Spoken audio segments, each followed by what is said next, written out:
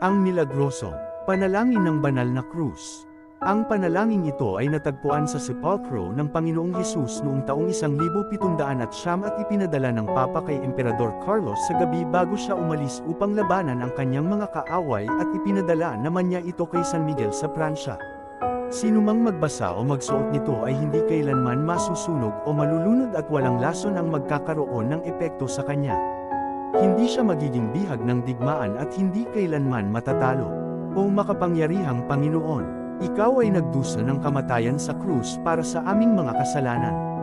O banal na krus ni Jesus, maging tunay kong liwanag. O banal na krus ni Jesus, punuin mo ang aking kaluluwa ng mabubuting kaisipan. O banal na krus, tulungan mo ako sa aking kaligtasan. O banal na krus, iligtas mo ako sa mga hindi banal na kaisipan at mga panganib sa mundo upang sambahin ko ang banal na krus ni Jesus ng Nazareth na napako sa krus.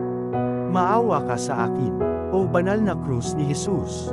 Ikaw ang aking pag-asa, O banal na krus, maawa ka sa akin magpakailanman. Amen.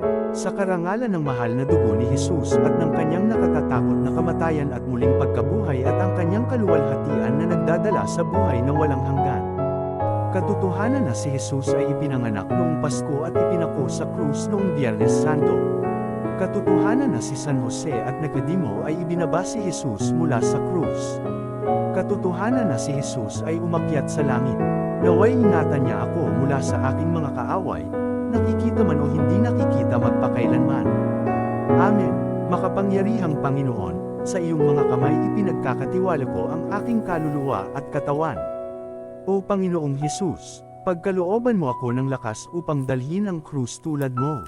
Turuan mo akong dalhin ito ng may dakilang pagpapakumbaba upang ako ay punuin ng mahal na birhen ng banal na espiritu. Ingatan ang aking kaluluwa at dalhin ito sa buhay na walang hanggan.